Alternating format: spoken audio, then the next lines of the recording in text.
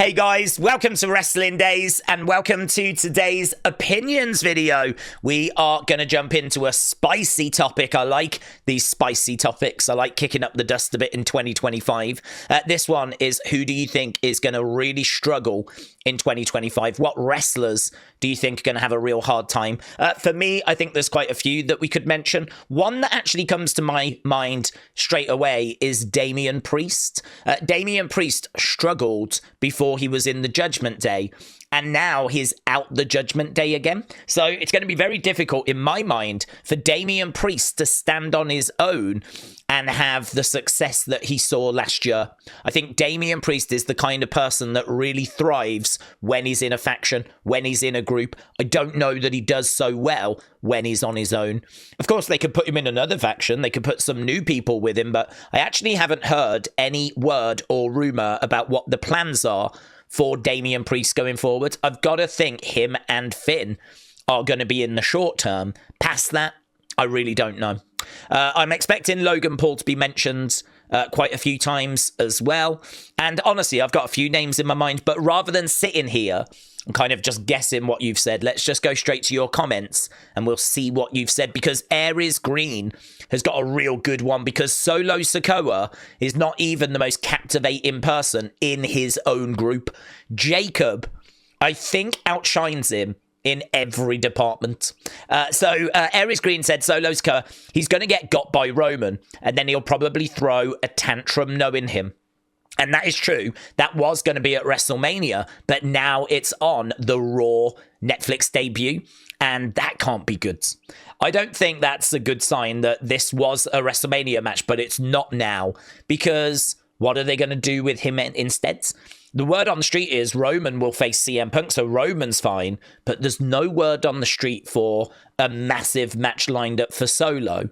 So part of me wonders if they're looking at Solo and how captivating he is, how charismatic, and if they've kind of come to the conclusion it's not quite where we wanted it to be, it's not quite working, and so we're going down a different road now, you know? So yeah, I think that's a really good one to start us off. Mando said, I think Logan Paul is going to have the worst year. Every time he comes, he takes a break and it gets longer and longer. I don't think he's interested in WWE anymore. Funny you should say that, because Logan was on his podcast saying that he was really going to go for it in WWE this year. And I sort of believe that that was true. I say was because, of course, now he's got a fight with Conor McGregor lined up that is worth so much money that you can sort of understand why he's now pursuing that instead. And I say instead because this whole camp, promotion, and, of course, the aftermath, I mean, he's going to get punched and there's going to be some injuries. So whatever, like, the outcome, he's going to need some time afterwards, like a good few weeks at least. So this is taking probably 2 months out of his year. And word on the street is it could be around April. And if that's true, where does that leave us for WrestleMania? Logan and WrestleMania? So I don't know. I don't know what's happening anymore. I do believe him when he said that this was going to be the year he was going to go for it. But I also believe that something else has now come along. So we'll have to see. Matt said, Cody, I think the shine is wearing off. With that being said, I am a Cody fan. I just think he's losing a bit of steam and a little bit of hype. Brandon said, I've got a feeling it will be LA Knight. He had a hell of a fiery 2023-2024. He just wasn't capitalized on in big enough matches or title runs. He finally got the US title, but the run was one-dimensional. He needs something big to come along now, or his 2025 looks like he'll be buried.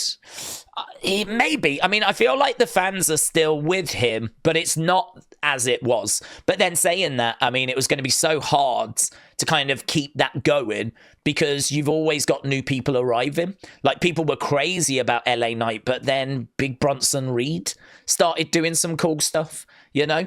And then all of a sudden we had Jacob arrive, who really started doing some cool stuff. And then, like, Chelsea Green was making everyone laugh. So all of a sudden you've got this other talent that's entertaining the fans. And it sort of doesn't take away, I suppose, from LA Knight, but it doesn't mean that we're as desperate to see him. Because I do think we went through a bit of a period where he was arguably the most captivating. Yeah, people were like proper invested in his character, the catchphrases. But of course, you got Jey Uso now. You've got the whole yeet thing, which wasn't around at the time. And that has grown over the time. And, you know, Jacob wasn't around and all these other people. So I agree. He's still over. It's not quite the same. And it might be a bit of a tricky year for him. I think he'll be fine. But will he have the same success as 2023, 2024? Hard to say. Anthony said, The Miz, as I think Carrion is going to make his life hell after they lose to the Wyatt Six. Callum said, I'm going to go Santos Escobar. I just don't think he's going to have a very good 2025. My pick is a bit obvious. No, I like your pick, actually, because he's someone a bit like LA Knight, where you can go back a few years ago and he felt like he was not the face of Lucha Libre, but he was definitely at the forefront. And then I can't remember if Dragon Lee joined kind of after Santos. I believe he did. I believe Dragon Lee came in and that was a big kind of setback. And then, of course, Andrade came back. That was another big setback because all of a sudden it's not just Santos Escobar and Rey Mysterio. All of a sudden now he's got Dragon Lee. He's got Andrade. And, of course, we're literally on the verge of Penta coming in as well. So, yeah, he's just finding himself getting kind of pushed down the pecking order a bit, isn't he? So, I agree. Benny said, I've got a feeling it might be LA Knight, so we've had another shout for LA Knight. Mosey said, I know this might shock some people, but I'm going to go with Trick Williams. I think the main roster will screw him and kill his momentum, but I hope I'm wrong. Well, it'll be very interesting. We know it can be hard to adapt and adjust. You can be a massive fish in NXT, really popular, really over, and then you can come out on the main roster to crickets. The only thing I would say is we've seen him on the main roster already. I think it was during an episode of SmackDown, and he got a really good reaction. So it sort of suggests that whatever they're doing with him, however they're building him and promoting him, it does seem like it's working. But obviously we're going to have to wait and see when he properly gets called up, if that's still the case. Sheik Diesel said, I'm going to have to say Finn Balor. I really think they're going to turn on him and kick him out of Judgment Day, even though the group should be his by default. Making him face again, maybe, just maybe, at SummerSlam we get the Demon back, but I just don't think so. Well, word on the street is he's in line for a really good 2025 where he's going to be booked really, really well. They're going to really invest in him. Again, we'll have to wait and see. Finn Balor has been kind of the nearly man so many times. You know, there's so many other people they've prioritized over him.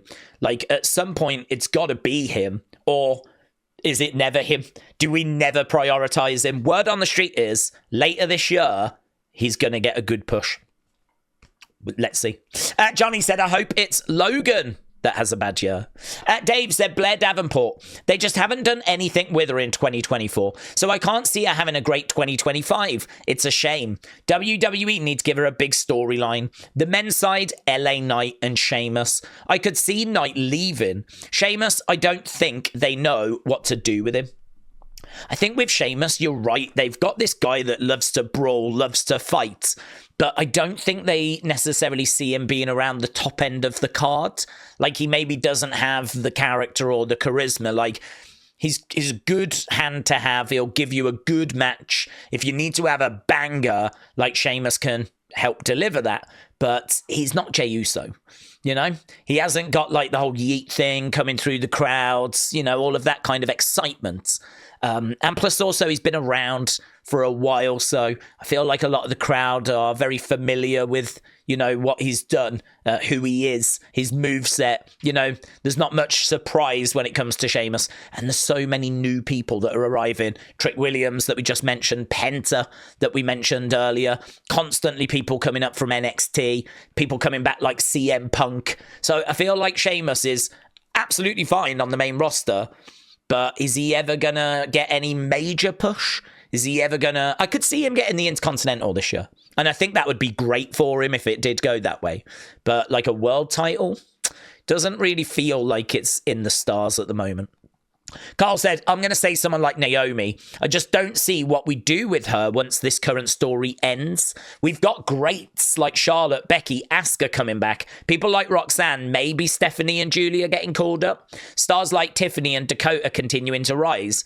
And that's not even mentioning current active stars like Liv, Rhea, and our women's GOAT, the United States champion, Chelsea Green. So, yeah, lots of women to choose from. Lots of great talent. I can understand your concern about Naomi. My friends called me Johnny, said Punk. If he makes it to SummerSlam without getting sand in his undies over summer, once Mania is over, I'll be amazed. The Hollywood period was over with Seth's last promo. That's interesting. You think things are about to go south now? Cowboys said, I have a feeling it will be Solo Sikoa because he came on strong in mid-2024, but if he loses to Roman on Raw, he will not have as much of a character. He'll probably go back to the dark, no-talking character he once was. Ashmert said, I would think personally LA Knight, Cody Rhodes, Roman Reigns are the ones who come to mind in the male division. In the female division, I would think Tiffany Stratton, Nia Jax, and probably Bayley. That's a lot of names. Kim says Rhea Ripley. I don't think creative really know what to do with her. I believe they will keep Liv as a champion for the foreseeable future. So after January 6th, I honestly don't know what they could do with Rhea. Maybe she goes to SmackDown. I think it'll be a feud. I don't think she'll get that title, but it could be she goes into some sort of feud. Now, who she goes into a feud with, I'm not sure. But let's say that Bianca and Naomi were both responsible for Jade being attacked. Could we see Rhea stepping up to them? Could it lead to Bianca versus Rhea? That is a match that people have wanted for so long on the main roster.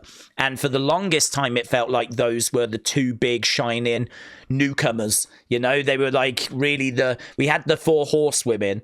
And then we ended up with, you know, the two pillars, Bianca and Rhea.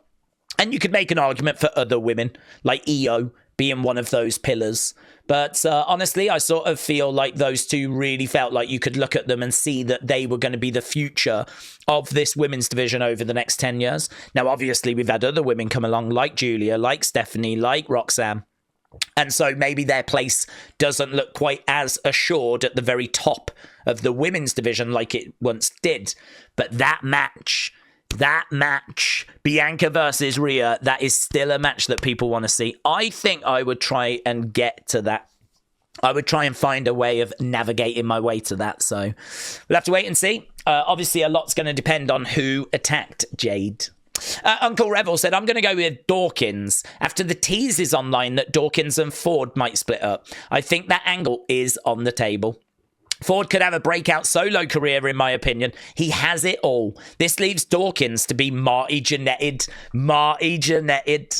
TJF said, I say Solo, as they've pushed him so much. To let him down again, probably lose to Roman. So even after that push, has been trying to be forgotten about after Rock, Roman, Jacob J. If they push Jimmy, even he will surpass him. So I get your point. We've pushed Rock, we've pushed Roman, we've pushed Jacob, pushed Jay. Solo's just getting lost in the mix. Al Patata said, my first thought was Giovanni, but he only needs one match to become Superstar of the Year. I'll go Sonya Deville. She's the worst leader ever. Can't get her team to win a match. Usually losing streaks means someone's going to turn. And what is Sonya going to do on her own? Not a lot, said El Patata. Duke's Wrestling said, I'm thinking Damian Priest. He was in the world title picture for much of 2024, but now with this current feud, I can't tell what direction they're going with him. Ratchet said, can I only pick one? Because I would have to say Santos Escobar and Apollo Crews. They just don't use them, and they don't have anything for them. They are just taking up payroll space and being jobbed out the last few years. This year, I think they will be released. HQ Last Kicker said, I went with my heart for it being Logan like others, but I feel like it's going to be someone we love or love to hate, because while many stories have been hot, they are now fizzing out. I feel Sonya, Santos, Finn, or Blair Davenport. Chiefs fan said Logan Paul haters. Why? Because Logan Paul is going to win the men's Money in the Bank briefcase. So Chiefs family thinks that Logan's going to have actually a very good 2025. And actually that would be after the fight. That would be after his fight with Conor. And yeah, it honestly could happen. It makes a lot of sense, actually, because he controlled the fans about how he's going to be world champion. And then we're just going to have to wait and see whether he successfully cashes in. So you really might have called that. Musically High said Seth Rollins has got to turn heel. The outfits, the laugh. His cheers are lower and he's stale. I don't see a belt win unless he turns. Seth as a heel is second to none, and a new feud between him and Cody would do wonders for them both. Cody needs a better heel rival, and Seth does it best. Night Legacy said Grayson Waller. Theory will turn face and leave Waller, but once their feud is done, what is there for him to do? Lord Sheograth says Alexa Bliss. Hashtag lock her out. Wrestling fan since day one says, can you give me your thoughts? This is a bit long, to be honest, buds. I don't know that we're going to get a chance to get through it all. Let's see if we can skim through a bunch of NXT stars when they get called up. I think this a long time ago. The reason why I don't like call up stars, I think they should have a plan. Yes. Have we got any names though, buds? Someone gets injured. The Sony Amazing Future Stars, some really young. They can do so much for the company. You've got Orton, Cena, Styles getting ready to retire. Traffic comes, or when WrestleMania ends, there's happiness. Amazing idea, dream matches. I hope they can walk on this year. It's been like this for years. I don't know if you've been noticing it. Sorry if it's long. It annoys me. I love NXT, but hate how stars get called up and booked poorly. People like Elia. Well, it's hard to know what they would have done with Elia, to be honest, but because Elia ended up getting injured, didn't he? So we don't know kind of how he would have been used. I think there are definitely some that have struggled, but then I do look at others like Lyra, who I think has been used quite well. I mean, she got to the final of Queen of the Ring. She's now in the final of this first Women's Intercontinental title kind of tournament thing. So I think you can look at those that have struggled. And, you know, I think Blair Davenport, I think Dijak, you know, I mean, there's a list. But then I would say there's people like Bron Breakker, who got called up and got used really well, and Lyra, who's been called up and I would say used well, and Tiffany Stratton, who's been called up and used really well. I feel like it's, like most things, it's a mixed bag. Sam said the Wyatt Six, otherwise it'll end up being another overhyped, underrated gimmick. Dexter said, I'm going to say Bianca. I've got a funny feeling that she's been naughty. Clay said, I like Bailey. Yeet. Kelly said, I know I'm a little bit late, but I think JD McBobblehead. Finn's ego is going to get too big and he won't need JD. Carlito and Dom could tag, and I don't know. He just doesn't seem to have a purpose. Nick Butcher said, I think it'll be Johnny Gargano. Ciampa will turn on him, and I think WWE might do a Mike Kanellis Maria storyline with Candice has a belt, and Johnny ends up being a whipping boy for his wife and Tommaso. King James said, I think Giovanni Vinci is heading for release, and it doesn't get much worse than that.